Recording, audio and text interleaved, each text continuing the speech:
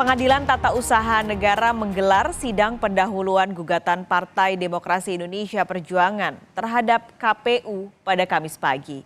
Gugatan menyangkut penetapan Gibran Rakabuming Raka sebagai calon wakil presiden 2024. Dalam sidang perdana ini, pihak penggugat yakni PDI Perjuangan diwakili tim hukumnya yang diketuai Gayus Lumbun.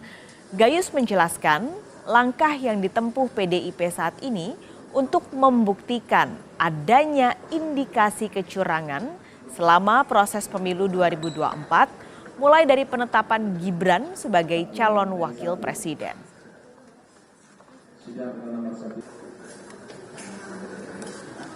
Lebih lengkap kita langsung temui rekan Asri Gunawan di Gedung Pengadilan Tata Usaha Negara atau PT-UN Jakarta.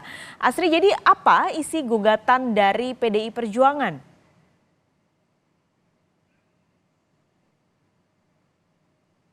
Partai Demokrasi Indonesia Perjuangan terhadap KPU RI yang dilayangkan ke Pengadilan Tata Usaha Negara ini terkait akibat dari pencalonan Gibran Rakabuming Raka sebagai calon wakil presiden di pemilu presiden 2024 yang mana ini berdasarkan peraturan KPU yang diubah tanpa melalui proses di DPR. Ini juga berkaitan dengan proses perubahan peraturan di Mahkamah Konstitusi tentang batas usia pencalonan presiden dan juga calon wakil presiden begitu. Nah, selain dari terkait dengan adanya perubahan aturan yang ada di KPU ini tanpa melalui proses DPR juga. Nah, ada alasan lain ataupun juga hal-hal yang menjadi gugatan dari PDIP terhadap KPU ini terkait dengan adanya penggunaan sumber daya negara demi menguntungkan paslon Prabowo Gibran di antara paslon capres-cawapres lainnya serta hasil perolehan pemilu presiden dan wakil presiden pada Pilpres 2024 lalu. Nah, hal ini dinilai oleh PDI Perjuangan ini menyalahi aturan kemudian juga melanggar etik sehingga memang ada langkah-langkah hukum yang ditempuh. Tadi Ketua Tim Hukum dari Partai Demokrasi Indonesia Perjuangan Gayus Lumbun menjelaskan bahwa pihak PDI Perjuangan memang sudah menerima putusan dari Mahkamah Konstitusi terkait dengan sengketa Pilpres, namun memang masih ada jalur hukum yang bisa ditempuh oleh PDI Perjuangan. Ini tujuannya bukan untuk membatalkan ataupun juga menggugurkan pencalonan atau pelantikan, maksud kami pelantikan dari Presiden dan Wakil Presiden terpilih, namun ini untuk mengungkap adanya indikasi kecurangan dalam proses pemilu yang digelar di tahun 2024 ini. Lebih lengkap, Pak Kalis dan saudara, berikut pernyataan dari Ketua Tim Hukum Partai Demokrasi Indonesia Perjuangan Gayus Lumbun yang telah kami rekam sebelumnya. Tidak ada putusan lain yang bisa membatalkan putusan MK yang final and binding, kemudian erga omnes. Artinya itu sudah berakhir di situ dan berlaku untuk semua pihak yang ada di negara ini. Tapi kemungkinan besar yang kami harapkan adalah apakah gugatan kami itu sudah betul. Semisal disebut layak, artinya dapat dipahami oleh mata overhead-nya oleh KPU dan jajarannya. Tetapi nanti presiden memastikan itu. Kalau itu dipastikan juga tidak akan membatalkan MK. Sudah disebutkan dia final, kami menghormati juga. Namun esensi dari putusan itulah yang kita harapkan.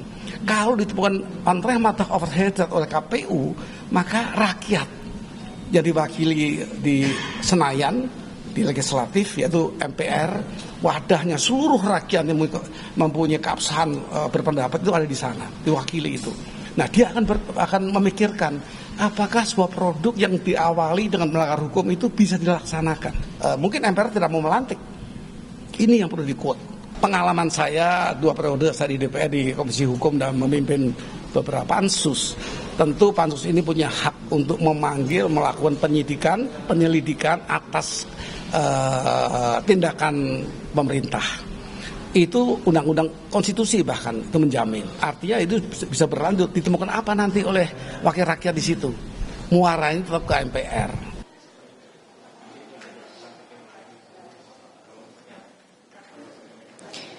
Ya, kemudian sidang hari ini merupakan sidang perdana yang digelar tadi pukul 10 waktu Indonesia Barat. Memang agendanya ini pendahuluan atau pemeriksaan terhadap berkas gugatan dari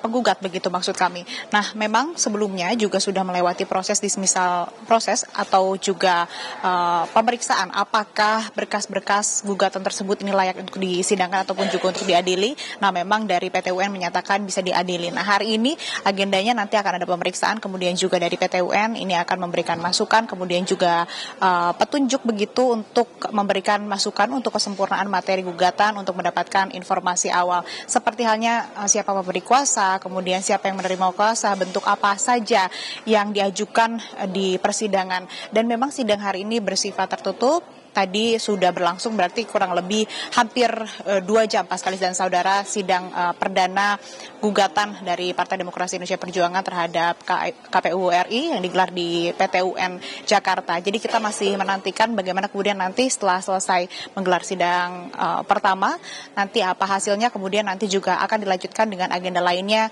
Tidak lupa juga nanti akan menghadirkan saksi, kemudian juga ahli dan juga proses-proses ataupun juga langkah persidangan lainnya setelah melewati sidang perdana atau sidang pendahuluan hari ini. Paskalis. Terima kasih, jurnalis Kompas TV Asri Gunawan langsung melaporkan dari PT UN Jakarta.